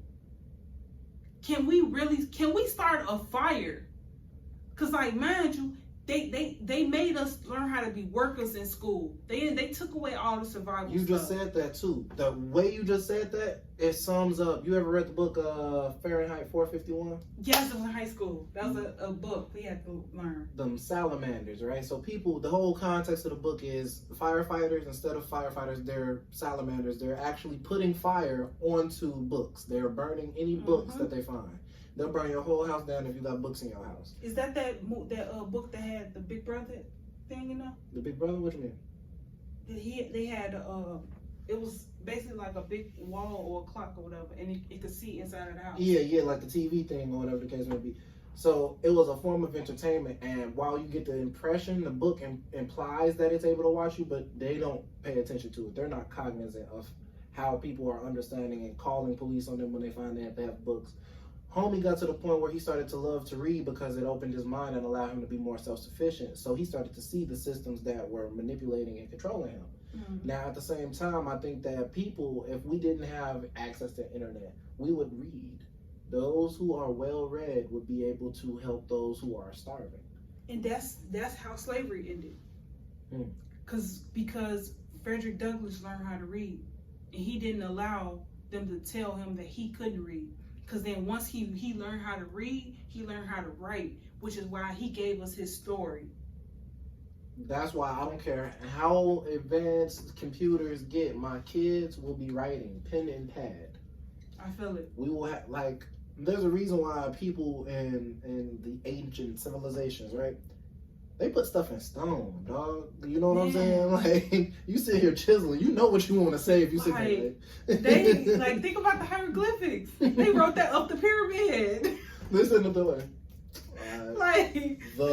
damn, I forgot the period down there. like y'all may not understand this shit, but y'all may not get it now, but y'all will. Yeah, imagine misspelling something. You like what? Like, man, you drew a feather. It's supposed to be a person. It's supposed to be a person. What's the person mean? It's person, falcon, person. Oh, you know what I'm saying? Like, and we like, oh wow, they were so wise for that. That was a whole error. That's not how language works, but it's cool. Y'all find somebody who was lazy on the job. It's always those who change history. That's exactly what it was. The ones I feel like who put effort into what they're passionate about only, those are the ones that put in the most work. They'll change history. Like for my company, I started reaching out to people.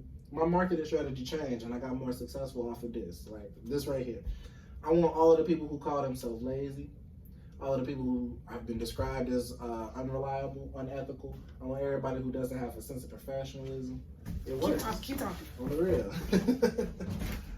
But that's the main thing, man. Like, in a matter of continuing your knowledge, passing that on to people who can do something efficiently with it, you want the people who are only going to work for what they want.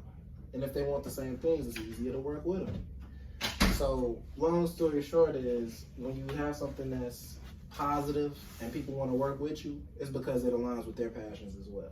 I feel that. And that's the thing where if you're calling yourself lazy, you're just reserving your energy. You're really reserving your energy for what you want to make time for. Cause that's like the key thing that my pops taught me when I was younger. He told me, he said if you can hunt, you can heal. And then I asked him, like, why he say that? Because you only hear what you want to hear. Just like you only see what you want to see. You do what you want to do. So it's like us as people, we do what we want to do. You may say we lazy because you're looking at it from what you would do. But it's like, or a person may say they're lazy because they're looking at what they could be doing.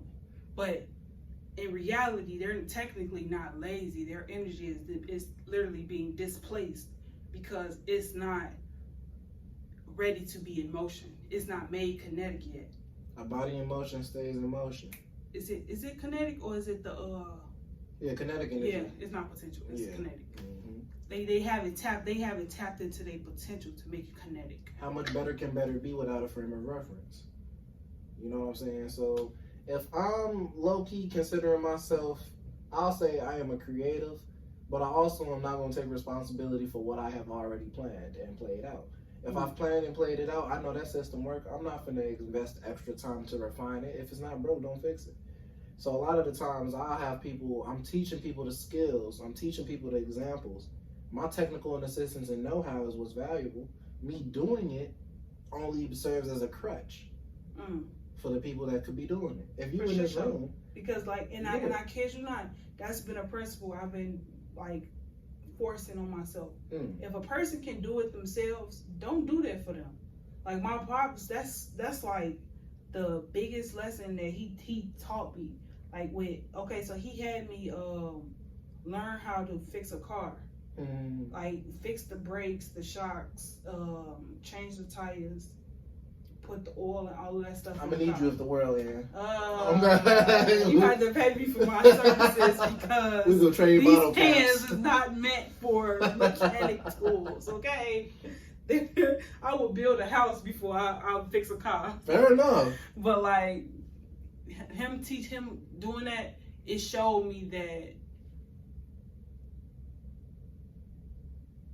one, you only say what you can do because you only do what you're exposed to. And then two, you never truly know how able you are until you try something you never did before. Like it's a lot of people that say they can't do this, they won't do this, this doesn't look like something they will do because they never been in the position to get it done.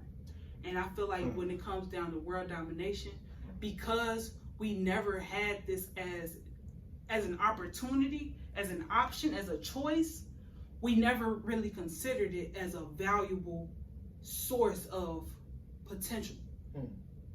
So it's like now when people talk about things like that, it's because it's so foreign to us, it's so foreign to our ears, we can't digest it well because we're so caught up on what we think about it, how we feel about it, instead of trusting what we know about it. So it's a blockage.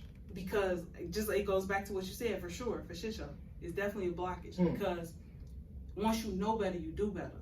Okay. So if you don't even know that is like there's a literal artery blocked in your body from that, you won't even know how to get better. So if you don't even know that you have that mental block, that limit in your mind, you won't even know how you can get better. That's real. That's real. See, I think it's such a simple, I've been learning to simplify because I think it's such a simple issue that we have to make it complex for us to take action on it. It's like if you could cure cancer, right? You would cure cancer and probably stop there for a couple months, couple years, you know what I'm saying? Because it's such a large undertaking. But when you're already planning and expecting this to spread into other things, when you have that foresight, then it's more effective for you to understand what world domination. You're able to contemplate on that level. Wrong word. It's more efficient. That goes back to we became so accustomed to effective processes that we lost sight of efficient processes. If we in tune with our intuition, first off, and we do we follow God's plan, we follow all the rubrics, the plans, the blueprints that's already put in place, that we just have to shape. We just have to take the shape of it, like form the shape of it. Right. If we follow that efficient process that's already planned out, then we can find effective movements within that efficient process that can later be fixed. But because we try to focus on what's efficient first, we try to build on what's efficient already. Like, let me use this for example. This school, it's already an established school. Effectively, you will come in and you will fix a whole bunch of stuff that's here. Efficiently, you will take everything out and repurpose everything and figure out how can you make it better with what you have access to. You put everything in front of your face and then you put the puzzle together. You know what? Every month I do an audit. Every month I do an audit on resources and materials where I gather every detail of my business. I'll gather all of that information and I'll value it. And I'll sell off what no longer serves me in terms of immediate benefit. Now, in terms of what's bringing me an immediate benefit, if I'm investing more into it, I'm making sure that I'm risk managing. And that allows me to continue the process of innovation, elevating. And when I reach new levels where what I'm doing is no longer efficient, effective, or sustainable. Those are my 3 things. My metrics that I discern what aspect is most important to focus on, because it's going to either cost me time, money, or technical assistance and know-how. You know what I'm saying? Time and money gets me that technical assistance. That's what I need to be invested in. Where I can do that, I do that in my business. Where I can't, I'll buy the resources or the opportunities. Because a lot of people don't understand what money is a tool. It's a tool to purchase you leisurely time. It's a medium of exchange. If I'm paying you to do something for me, you're saving me that time. You're saving me the energy that I would use. More importantly, the energy. But you also might be helping me with something that would take more time than I have available, which is that technical assistance. That's why mentorship is so expensive. That's why consultation is so expensive, because I'm not trying to work with you and prolong it. I'm not a lawyer. Cool. I want to get it done now.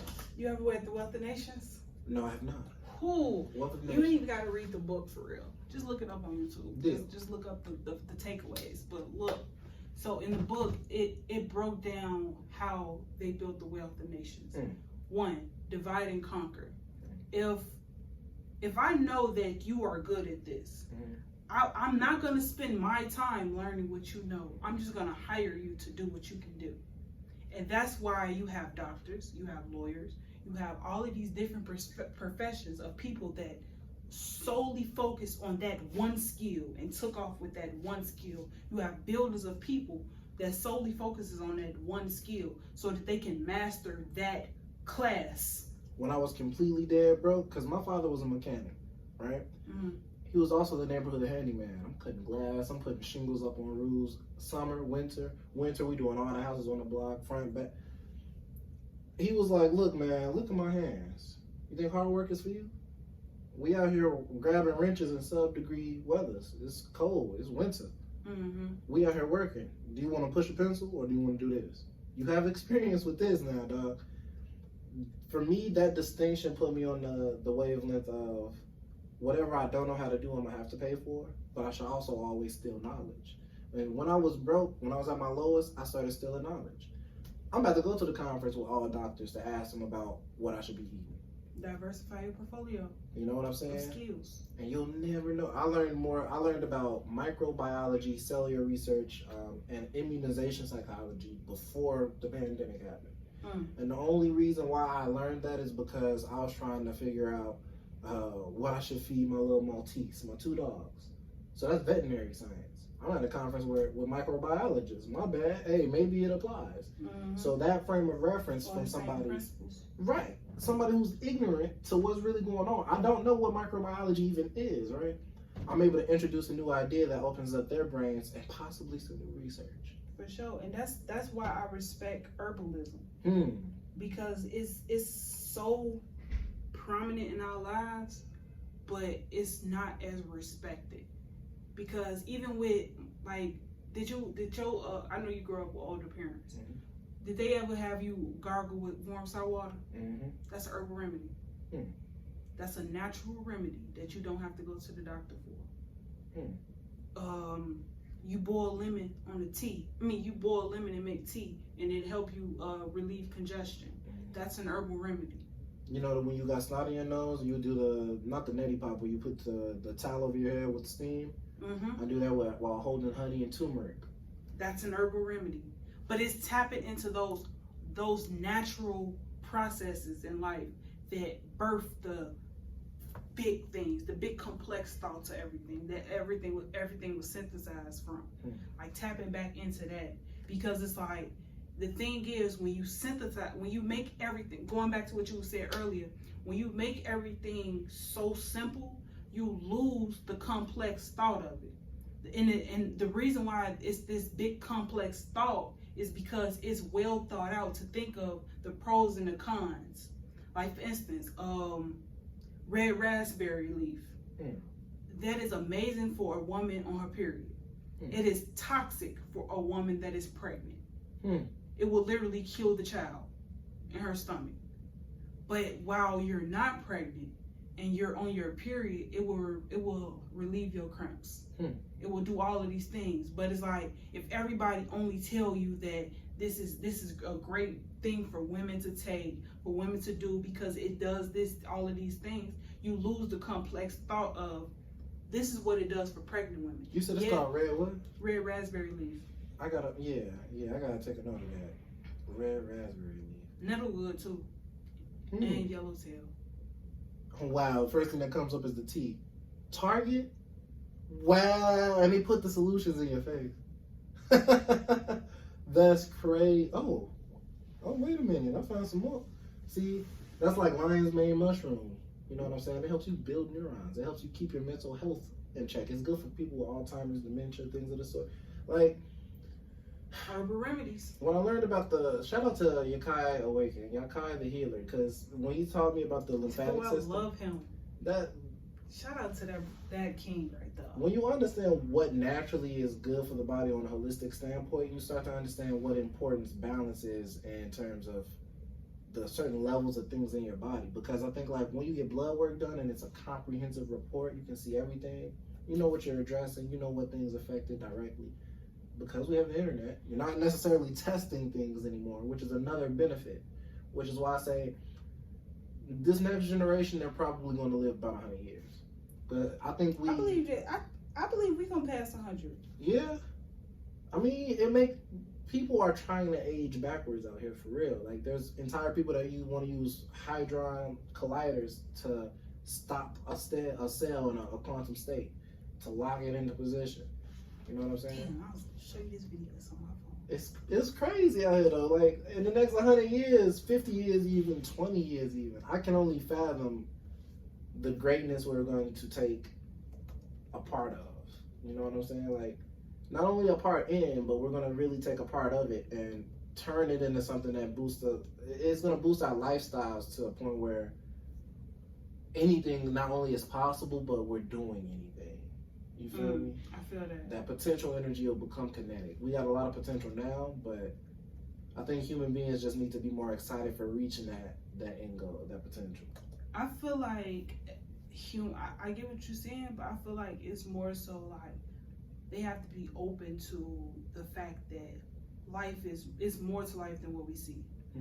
Because it's like you will never get anywhere if you only looking at what's behind you. So it's like if you're driving in a car, and you're looking through the rearview mirror, you're gonna crash with whatever's in front of you because you're looking in the past. So it's like, and I feel like once we get out of that mentality of looking in the past for every solution and instead learning from the past, then we will be in a better state. And we're more open to world domination ideas and that train of thought itself. Like, and I feel like that's where the crippling and that thing happened. Well, a lot of people got crippled and all of that. You know, I think it's interesting, and I said something about this not too long ago. How the more and more the world seems to need help, the less and less we trust each other. You know what I'm saying? Ooh, that's the one. And I really want to build trust into an acronym, and I'm going to turn that into a seminar series as well, because it takes a lot more esoteric thought. Like, to open your mind is scientific, but to keep your mind open is a spiritual thing. You know what I'm saying? Oh my goodness. That boy got skills. That's a robot. What? That's a robot. That's not CGI? What is CGI? A deep fake. No, that's a robot. Wait, look at his leg. No, it glitched through the bike. It glitched through the bike. That's a person, they just put the robot overlay. You see? The bike, when it turned around, his leg, it was still over the top of the bike. Boom. I get what you're saying. I had to look for this. I had to find this. That was scary. I was like, what? Oh, nah, gee, it's over with. I did see the acrobatic robot that they use in movies, though. Like in Spider-Man, when they do the flip, it's literally springs and programs. So once it lets go, it tucks, sticks to landing every time. That is nuts. Threw that mug off the, I think it was like a crane, and they literally swung the crane around to build up the potential energy, and as it was building up, the springs compressed. So it gets into the position for flips. This world is fucking crazy. So much unexplored, like Unexplored and unacknowledged. Because a lot of things be explored, but it be unacknowledged. You ever heard of Boston Dynamics? Boston Dynamics? Yes. Never heard of it. Oh yeah. Oh yeah, gang. You said some robots, huh? Man, hold on. Here we go. I forgot they couldn't see the video. Fuck that. I love y'all though. I mean, it could be up in the corner. I'm not editing this video. It's only played for a reason. For sure. Save that time, man. Make it official. Boston Dynamics builds robots. They have a little dog version, but they also have something called Atlas, and is a fully capable robot that they're trying to build tactile recognition off of. I gotta show them this one. So that bad boy is able to flip, jump, hold on to stuff. You try to push it over, it's able to balance itself. It has an equilibrium. And they have it doing parkour. That is nuts. You know what I'm saying? So the things that they have out here are not only made to help us, right? Not only that, but it's also to make sure that we're not as needed. It's a matter of, if we're able to pollute the world less and less with more and more robots, that's what we're going to do. You know what I'm saying? Because they definitely building out of non-renewable resources. You know what I'm saying? Like, there has to be a benefit for us doing things that are brick and mortar set in stone. Oh, so do you think that they are trying to weed everybody off of non-renewable resources so they have more of those to make those? While I would say yes, I think that would be too clear cut because we can plan for that. And I think what they're really trying to do is make sure that if they hit that kill switch, we need to band together, or we would need them. I think that they're trying to make us more reliant because we're getting too free. The World Economic Forum had the whole "you will own nothing and be happy" thing under the Great Reset. They literally said, "You will own nothing and be happy." You know what I mean? And we've been living the Great Reset since 2020 started. Because mind you, in 1920 was the Great Depression. But, and that's another esoteric thought. See, everything is on a cyclical thing. Like, what happens in the past can and will eventually repeat. There's either you're a part of the Ouroboros or you're not. You know what I'm saying? And if you have a beginning and an end that are linked, there's going to be time periods that reflect other time periods. If we're, as human beings, able to become aware of that and we're able to train AI on that, now we'll be linking to different realities and dimensions for real, I think. But that's the extent of what we released to the public. Like, it was crazy to me when they had that whole Congress meeting or whatever the case may be on aliens. And they were like, do we have non-human biologics? They're like, yeah. They're like, oh, so when you were out there flying jets on test runs, it was so normal for y'all to see spacecraft that y'all didn't talk about it. Like, yeah, no, the spacecraft are always up there. You know what I'm saying? And nobody's better than I. They're like, man, lower my bibs, dog. And I'm like, yeah, there are creatures out here that can fly. If you can fly a ship, they said it went supersonic at a rate of about 7,500 miles an hour. It raised up, the jets were chasing it. It dipped underwater without making a ripple in the water and came up 600 miles away. I think it was 600 or 60, one of the two, but it's moving at 7,500 miles an hour from a dead stop. So, like, do you believe, like, it's, like, life will come to this point where, okay, so the way I envision is, like, it's like in the movies where you hear, like, it's like a big clap, right? And then everything is changed. No, I don't think that. The only reason I don't is because there were ripples that started those ripples, right? There's going to be a clap that allows everything to become resonating, like to resonate. Cause like the way I was thinking it is like, okay, so it's this big clap. Okay. Like it probably won't be like someone's actual hand clapping, but it could be something that happens to where this is updated, this is updated, this is the most modern version. Like all of this stuff becomes more modern, and it's like now it's this big illusion. Like now we're literally living in the Matrix, this technicalized place. Think about Nikola Tesla, where Elon got his name from. Nikola Tesla, right? He was trying to solve the wireless transmission of energy, meaning casting electricity without wires. And this is when they still had the telegraphs type, you know what I'm saying? So I think that what will happen is there'll be fundamental understandings that science and society both understand at the same time, and one of which has to expand faster than the other to maintain or to give or to distribute power. And I think what's going to happen is there'll be a group of free thinkers that bless the world with technology that the rest of the world ignores, but somebody's going to pay attention, monetize, and scale the project, and that'll be the thing that resonates, ripples.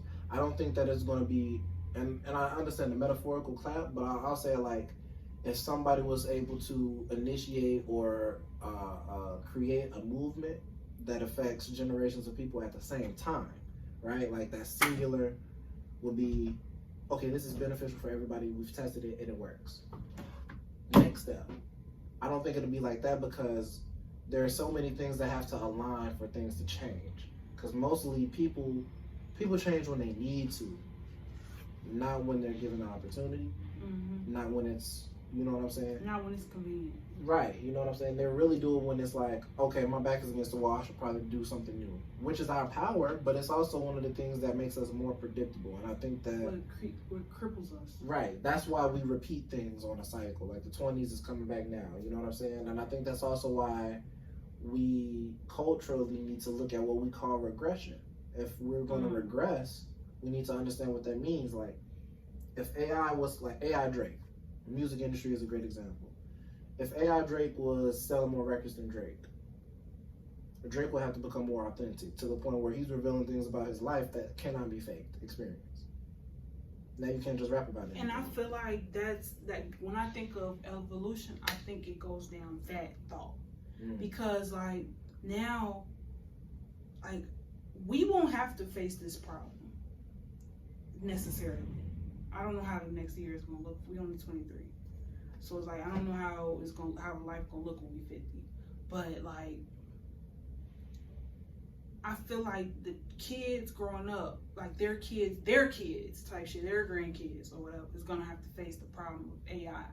And it's like I feel like it's gonna be to where okay, so everybody raised to this level of consciousness, right? Because like the thing about the universe, one song. So if everybody playing this one song, this one tune, everybody is attuned to this one frequency, then the power of everything can change.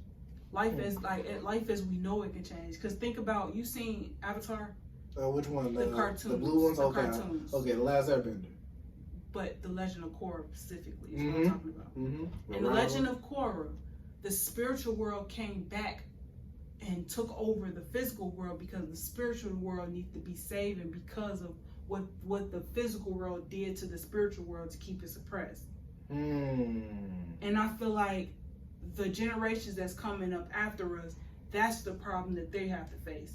Whereas now we're going through that last airbender stage where Aang has come here to reunite the 4 elements. And then so like once the 4 elements are united and it's a order that's restored, now you have to face this bigger demon that has been made because of the brokenness of everything. And Eastern philosophy, specifically, I wouldn't even say Eastern, really. I would say like Middle East. There's no such thing as Middle East, but like in that area, Indian thought and culture also was prominent because there's a concept called Dharma, right? There's also a concept called that's the DHAMA. Yeah, DH. Yeah. So there's Dharma, which is pretty much like our earthly sphere of things that positively and negatively affect our life and our spirits. And I also think that we affect that on a vibrational, scientific level. So the way that things are being done to our spirit, the way that we feel suppressed wholly on the whole world scale while we have more access to things, I think that the spirit is going to make it so that we manifest the things that we desire, the things we need for sustenance. It's interesting that we had to say we were so close to apes because we're 1% away in DNA, right? When I think about that, I also think about if aliens are, like Neil deGrasse Tyson, he said, if aliens are 5 to 10% different than us, you know what I'm saying? The level of comprehension on different topics will be so advanced It might as well be something that we never even understand or notice. Like, aliens to us might think of us as ants. Literally. And I believe that. I believe it's like, in my perception of the world, I believe that, okay, so we're walking on the hard part of the world, but we're walking on the hell part, where everything is physical, the physical part of the world, but the actual spiritual world is on the opposite. Because you know how it's the equator, right? How it's that center sphere. The spiritual world is that top sphere. We live it on that physical sphere. But we walk. The reason why we have this heightened sense of awareness is because we walk in the spiritual world. We may not be able to experience the spiritual world because it's upside down. The bottom of it is at the top of everything. And that's why that was my thing about space itself. But and I feel like it's things at play that we cannot see because we are physically protected in that way. Just like how you said we are little as ants, because it's so much that's going on up there in the world that we can't see that. We have nothing to do with that. We're too small to do that because we live in our human bodies. I think we're too small but too big as well, because you know what? If we were to destroy ant colonies, ecosystems would collapse, right? Mm-hmm. And I think that the way I look at it is like, electromagnetically we're protected. The earth has a magnetic sphere. We are electromagnetic. Mm-hmm. We're vibrational creatures. That's literally the fire within our bodies. It's electromagnetic. Where there is light, there is life. Electromagnetism is not something that's landlocked. Did you know protons, neutrons, gluons, they don't have to be relegated. They're not decided on by time. The same sun that makes our energy and fusion reaction creates energy that's cast to our earth, right? When light is created and energy is created, the same time on the sun is when it dies. We see light as an expression, but it's not measured by time. You know what I'm saying? So light and life is what I would say is a part of the sixth dimension, aura. When you shake somebody's hand, a lot of people don't understand. The palm of your hand is a center in which is conducive to control, to implementing, to creating. You have fireballs in our hands. You have phalanges. Like, truthfully, I asked a 5-year-old this at the time, and it was like, I think it was like 2021-ish.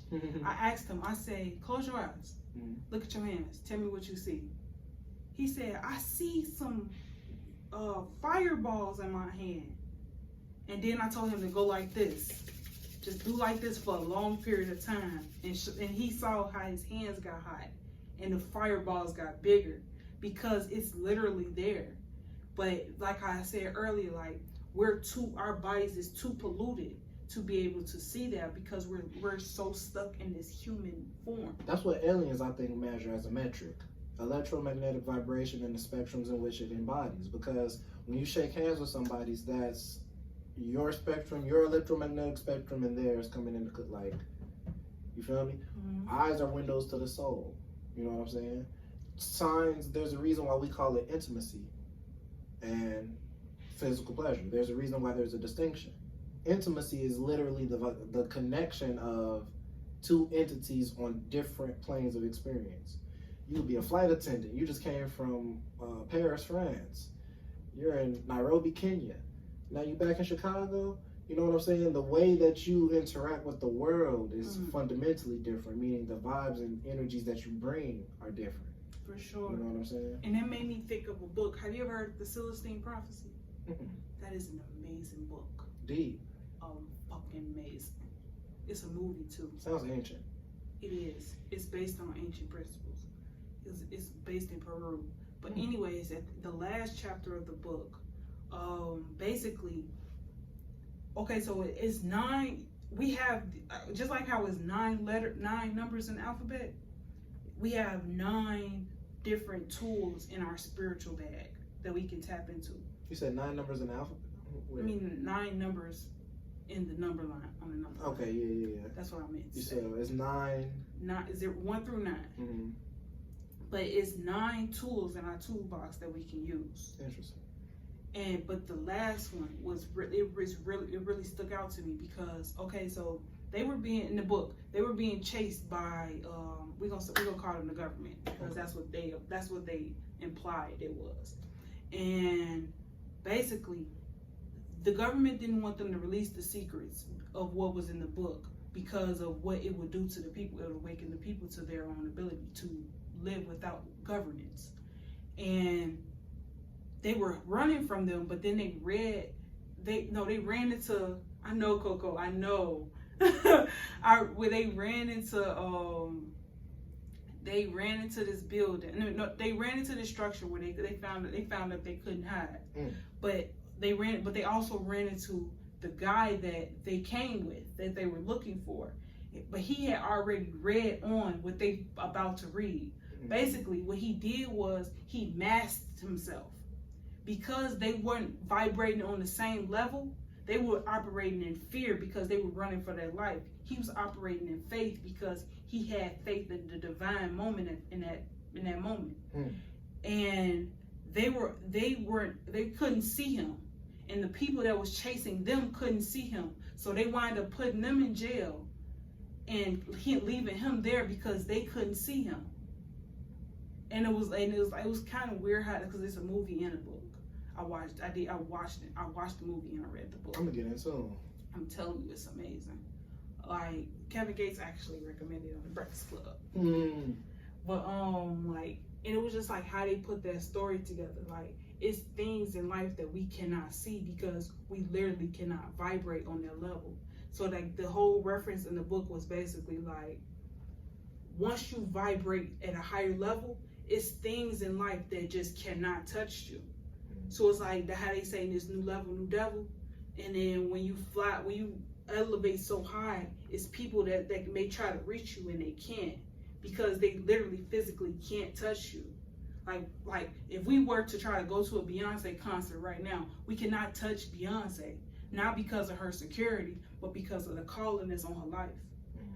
And it's like that with so many beings and stuff. And truthfully, we never truly know who's an alien, who's not, because everything about life is an illusion. Who's to say that you can't just and rip off the skin and show your physical, your spiritual body? I'm not high enough for this. Man, it makes my phone want to get high, don't it? Yo, okay. Do you believe in reincarnation? Yes, I do. I do too. And the reason why is because I think energy cannot be created nor destroyed. It has to be transferred or something of the sort. And I was born jaded. I know I was born jaded. I was born a little bit tired of this. You know what I'm saying? And I feel like it's a repetition of wisdom that was passed down and that was held. I've always been the type to listen to my elders. I've always been the type to want to understand where I can apply knowledge. Because I don't want to just have knowledge. I want to apply knowledge, right? So I think vibrationally, once I started to elevate, I noticed beings, and they say new levels, new devils, but it's really just, you got to think of things as parasites. Ooh, yes. Because once you start to raise yourself vibrationally out of this sphere, there are things that are low vibrational that thrive off of your energy. They're trying to survive. Most things, mosquitoes to the light. Yeah, most things are trying to survive, dog. Like, it's not too many things that are in this earthly experience that don't have a will to live. If you don't have a will to live, you won't live. And like I've been saying, it's all principalities at play. Principalities attached to whatever welcomes their vessel, whatever opens up their vessel to welcome them into it. Principles in motion. And I've been seeing like God got a calling on my life ever since I was born. Because remember when I told you how I was born? My mom, she didn't even know she was in labor. She thought she was using the bathroom. She stood up and I popped out onto the floor. It's like, oh, hey, little one. Yeah, it was definitely one of those, a puddle full of blood and a baby sitting right there crying. But it's it be moments like that. God wanted me there.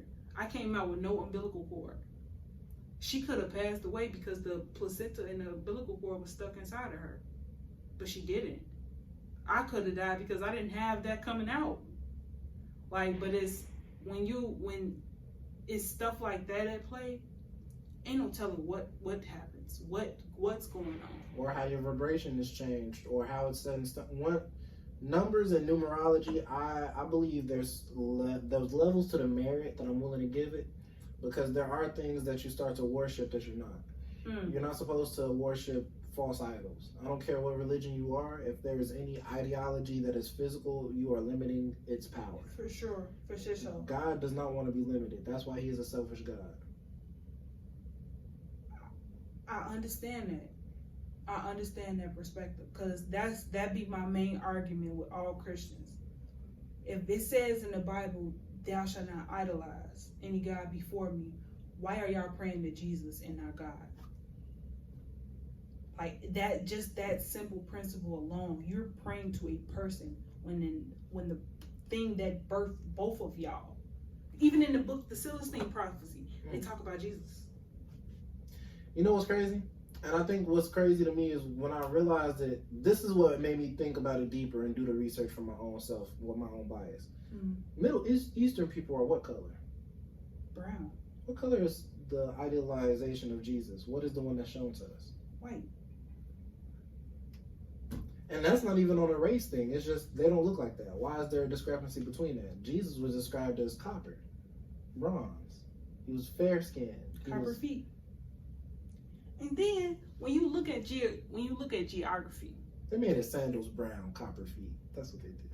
When you look at geography, understand, where do you have light skinned people in Africa for real? Like, where do you have white people in Africa for real? Like, Elon Musk is a outstander because his people were put there. He was not birthed there. But that's going to be erased from history. You see what I'm saying? When they find in 200,000 years that we don't use pen and paper and we were using phones for communication, all them files, in 200,000 years they're going to say, well, these group of people were in South Africa and these group of people in... You know what I'm saying?